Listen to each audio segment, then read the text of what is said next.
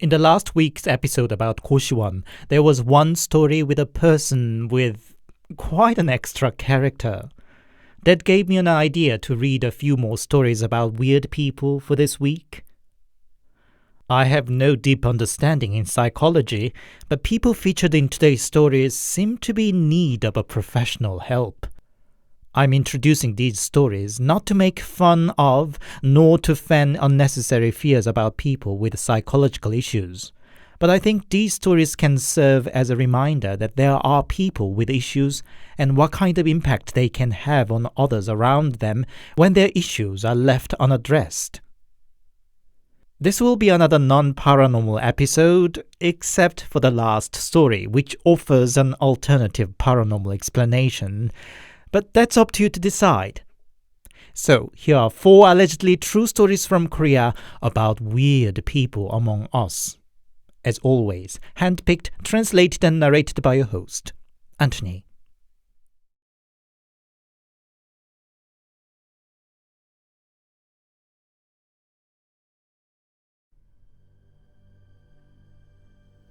I haven't studied psychology and I don't claim any expertise in that area. But when I looked up the word pathological liar and its definition, someone who believes his or her own lie be true, I knew I had met one such in person myself. It was 2 years ago. I just graduated with a degree in computer engineering. It's not unusual at all nowadays, but finding a job was tough. After months of constant failure, I applied for a marketing company through a job seeker's website. I wasn't expecting much, but I got a call about a week later that they'd like to interview me. The company was tiny, basically a single office. At least the interview took place in a separate room, and inside was a middle-aged man with a friendly demeanor. The owner of the company himself. Unlike most interviewers at the job interview, he maintained that friendly manner throughout, and it felt more like a life coaching lecture with a bit of advices thrown in. It didn't take long before I heard from him again. He called me by my first name and said, "I say we should work together. What do you say? From tomorrow? I really have a good impression of you." Some might have found his manner a bit overbearing, but having been rejected many times by many potential employers over the past months, it came across to me more like an unaffected and humane. What do I care if the company is small? I would happily work for such an employer, I thought. There were just 6 employees beside me. I quickly learned, despite the size, there wasn't much interaction between the staffs.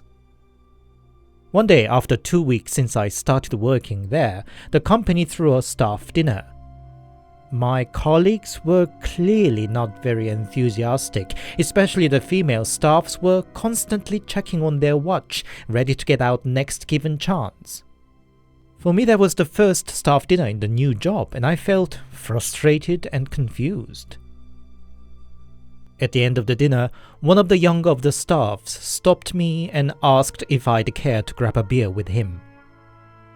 As soon as we took a seat in a bar, he came right to the point.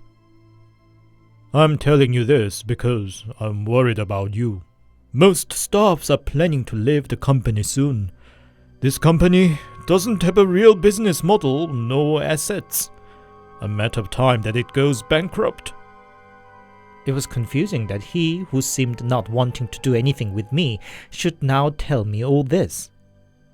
But didn't the owner explain that the company would soon go public and despite its small size, was financially secure because it was getting a funding from the government? But the colleague called it all phony. All the financial report and business directories were fabrication made on the order of the owner. It had no business, no projects, no partners, nothing. I protested. It didn't make sense. How did the company pay the salaries and management? And why were we working all day every day in the office if there were no business at all? His reply was that the whole operation was funded by, first from the owner's own pocket, then loans from banks, and finally, in the recent months, from loan sharks. As for other staffs, they were all just role-playing, like kids playing husband and wife or king and servants, making documents and filling in the forms for the sake of the charade. But why? Were they all mad? I still didn't want to believe. Well, apparently the staffs had their reasons. Some were the victims of restructuring with little prospect of finding another job. Some were even former homeless, and some of the female staff were of escorting background. So long the owner paid the monthly check, they had no reason to reject participating in the charade until they found any other better options. I still couldn't believe what he told me. Was it testing me? Was it some sort of sick joke? I had to know more. Why would anybody waste a fortune to put up a meaningless show? From what the colleague explained, the owner had been a simple farmer all his life with no formal education. And one day suddenly sold off his land and set up a company, though he didn't know the first letter of marketing. He seemed to, the colleague said, truly believe his own fantasies, that he was not just a farmer, he was destined to something grander. He deserved to be in the respectable position as the leader of a successful business. But of course, no one with a bit of sense would start working for a ghost company of his, so he filled the positions in with the persons in the aforementioned situations. Of course, the money ran out quickly, and now he was relying on loans, which was nearing its limit.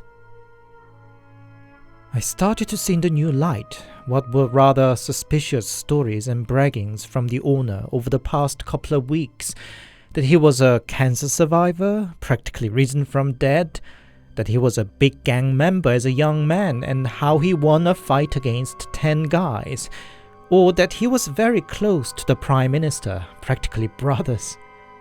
I knew they were typical bragging of a man of his generation, but now I started to see there was something eerily odd about his, that he was dead serious when he told them without a hint of self-irony. The colleague added that he and other staffs also hadn't known the detailed background until one day his wife barged into the office to shout and cry. Whatever the ignorant old farmer had eaten to fancy himself as a CEO and the president, wasting all his family wealth. I carried on working for the company. My excuse was that I didn't know what to believe, but I must admit I was by then signing up to the mad charade myself. It didn't take too long that things started turning out just as my colleague had warned. Staff started to resign one by one, which flipped the usually friendly demeanor of the owner to that of an angry bull shouting all the swears in the world. In the end, there were just the accountant and me in the company, and one day I also just stopped going to work without bothering to quit formally. 2 years on, now I don't even see any trace of the company, nor could I find whatever happened with the owner. But I can't still forget the warm smile on his face as he held my hands and told me in an earnest voice that we should work together to grow the company public worthy. To think it was all but a mental illness.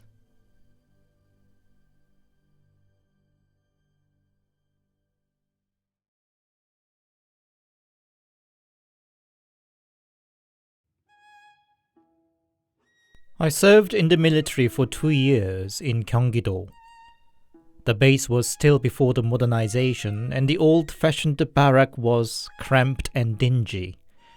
As a newbie soldier on the first day, I wasn't sure where to look and how exactly to respond, as dozens and dozens of senior soldiers asking me where I was from, if I had a girlfriend, or a cute sister, perhaps. Then I saw a soldier sitting away alone in the corner.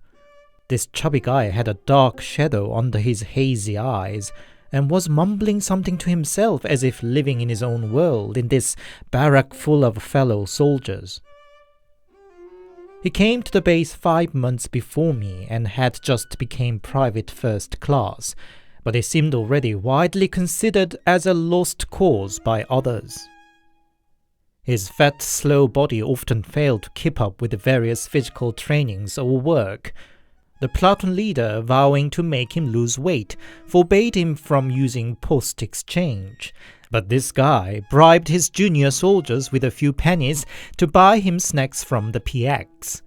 It didn't take long for his secret midnight snacking in the toilet cubicle to be caught by a night guard. An angry platoon leader ordered him to open up his cabinet. Inside was full of snacks, even things like milk or yogurt that would surely go off easily. No wonder the barrack was infested with cockroaches and mice.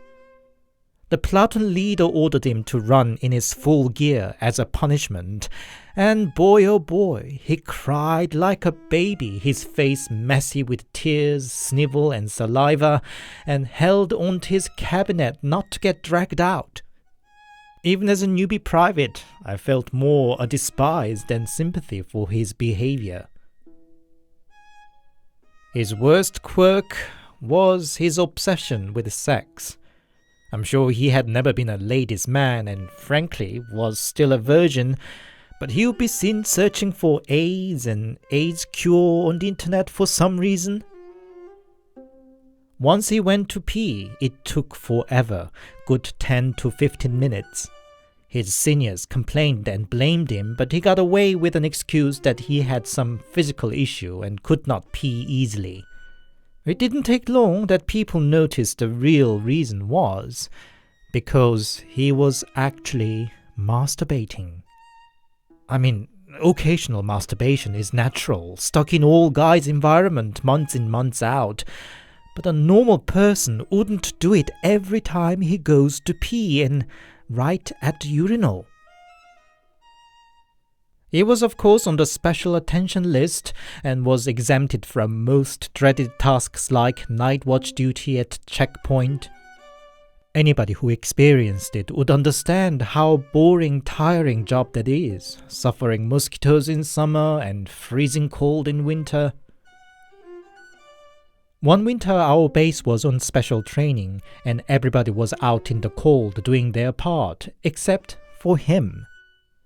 An officer found him mumbling to himself and occasionally chuckling, and asked him, "What's so funny? Are you bored staying inside all by yourself?" He at first said it was nothing, blinking his hazy eyes slowly. But when the officer asked him again, "It's nothing, sir, except to think on such a cold day, everybody's out, freezing. I just find it funny," was his answer. The officer was too shocked to react.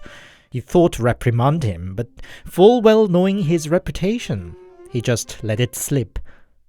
But what he said was quickly rumored around the platoon, adding to his notoriety. I still remember when I happened to glimpse his family photo stuck inside his cabinet. Having a family photo as a source of comfort and encouragement would have been considered sweet, but it was such an odd photo. All his family members looked alike, all chubby, hazy-eyed with the dark shadows underneath, and smirking creepily. His younger brother, and he definitely said he had a brother, was in some sort of dress, and his nails manicured.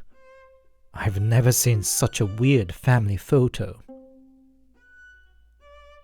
Fortunately, he didn't make any major trouble till he discharged.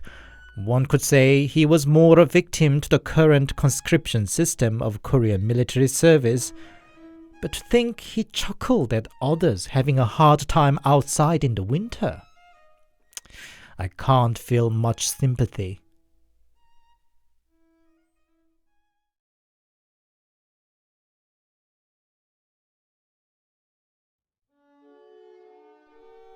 For a time, I worked part-time at a cafe after my military service. I worked as a part of a three-man team for the evening shift from 3 to 10. One of the three was a full-time staff and the other was on part-time like myself.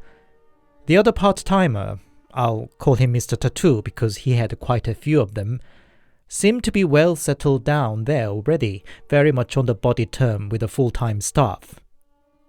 And they both treated me well, especially Mr. Tattoo. As a newbie, I inevitably made small mistakes and had a lot to learn, and Mr. Tattoo took me under his wing to teach me recipes, give me various tips, make sure that I was treated and included as a part of the team. I naturally was very grateful and depended on him a lot. Naturally, in turn, I tried my best to return all his favors. Should he need a fill-in or come back a bit late from his break, I filled in the gap without complaint. We three cleaned the toilet in turn, but when Mr. Tattoo said he got an elbow injury, I was also happy to take up his turn. Everybody there knew how grateful I felt for Mr. Tattoo, and I believed that I was doing my part for him in return. But since when, I noticed other people, boss, manager, and the other staffs, seemingly uncomfortable in dealing with me, keeping certain distance and give me an eye. I feared I unknowingly made some mistake. I discreetly asked Mr. Tattoo about it too, but he assured me nothing was wrong and I didn't need to worry. And as usual, I trusted him. But later that day, I saw the full-time staff struggling to open a drawer in the kitchen. I stepped in saying, "Do you need a hand?" And the reaction was, "Don't come near me!" The look he gave me was that of a disgust. Something was definitely wrong, but I couldn't think of what. By then I didn't make any more mistakes, did all my job, and was never rude to anybody either. At the end of the first month, the boss threw a staff drink. In the middle of it, I excused myself to have a smoke and was soon joined by a female staff who worked for the morning shift.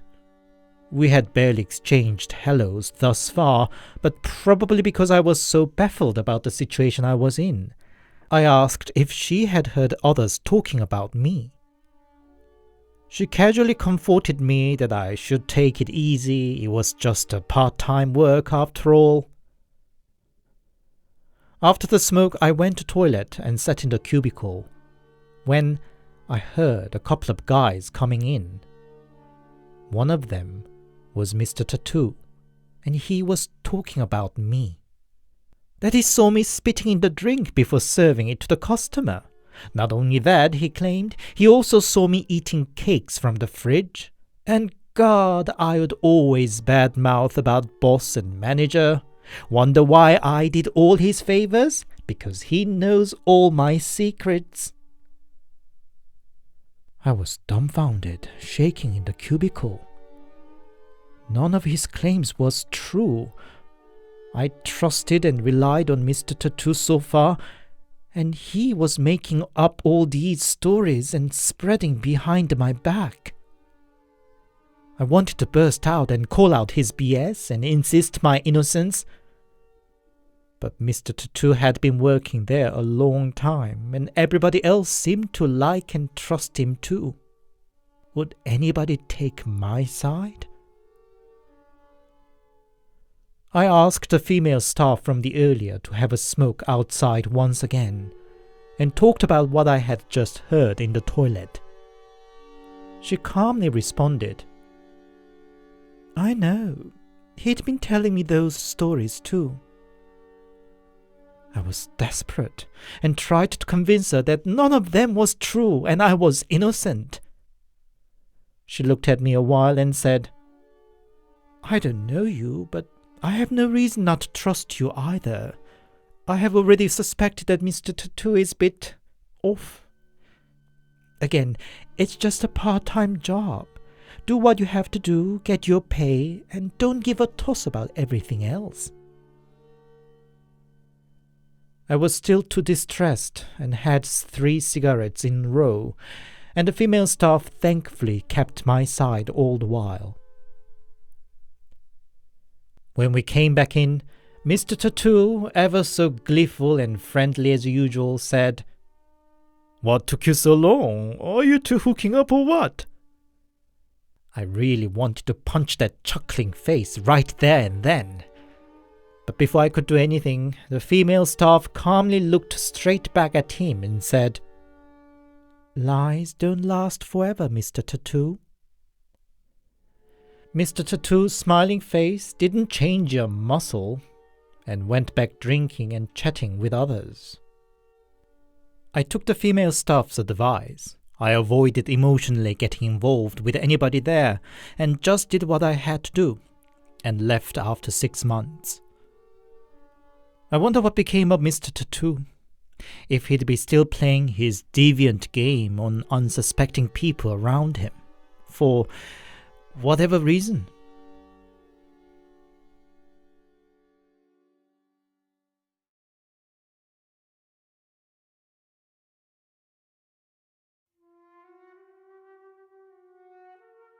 I for a time worked for a computer game developing company.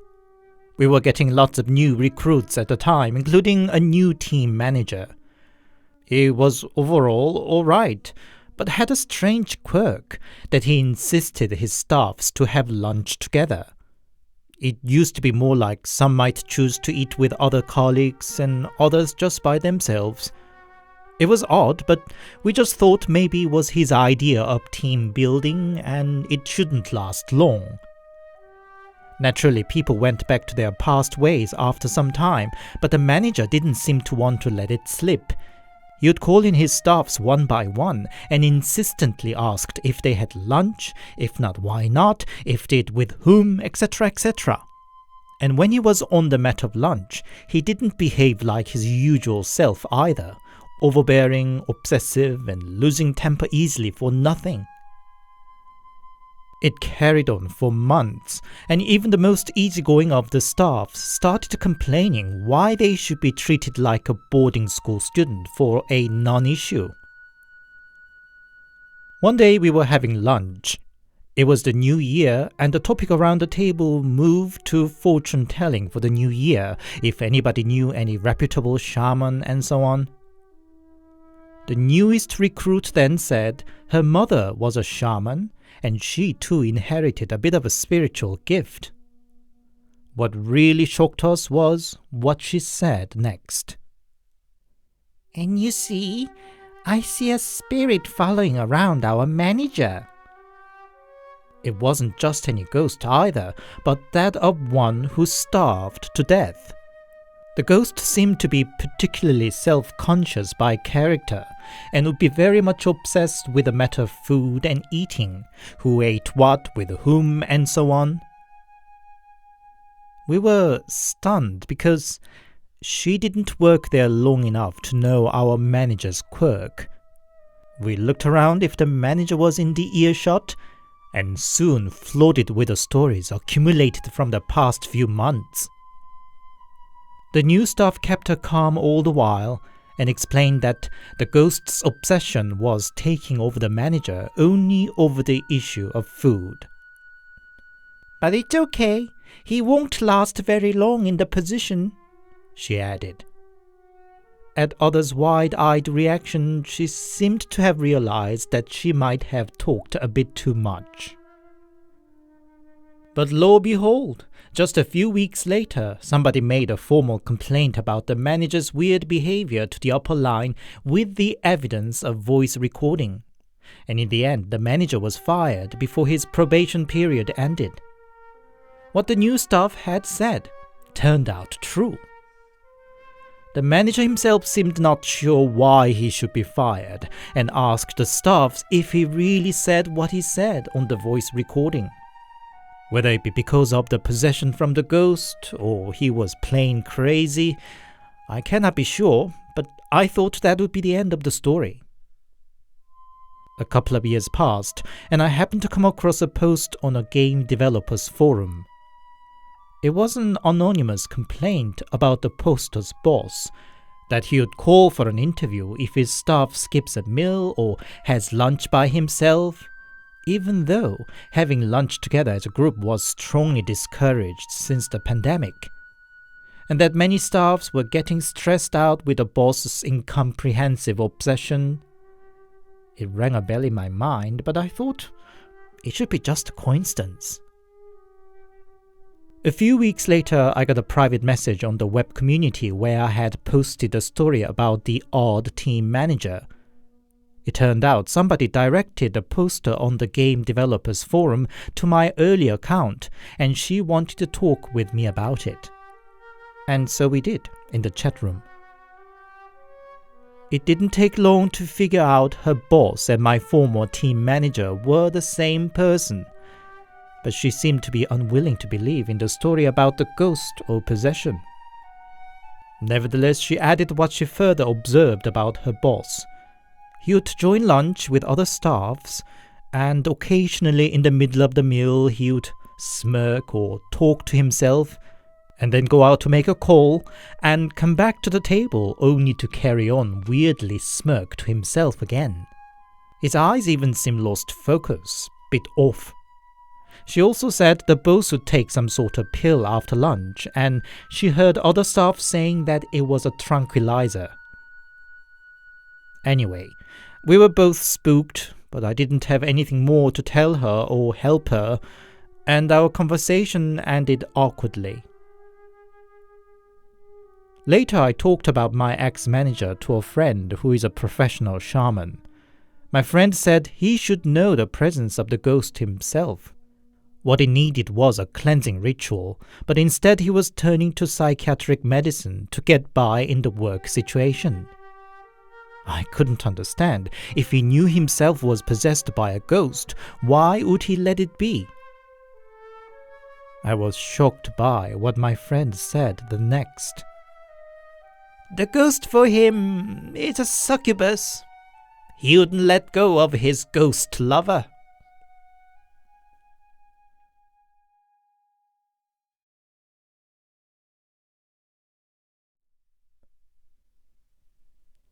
Hi, it's Anthony here, and thank you very much for listening. I hope you enjoyed today's stories. I've been doing quite a few non-paranormal episodes recently, and I wonder if you enjoy them too. I personally think non-paranormal stories can be just as spooky and weird sometimes. But what do you think? Shall I do more non-paranormal theme in the future? Do let me know in the comment. If you enjoyed my work, please leave it a comment and a like, and please consider subscribing to my channel. If you'd like more direct support, I also have a Buy Me a Coffee account. The link's in the description. Every new comment, like, and subscriber make my day. Thank you. I'll come back next Sunday. Until then, stay safe and take care.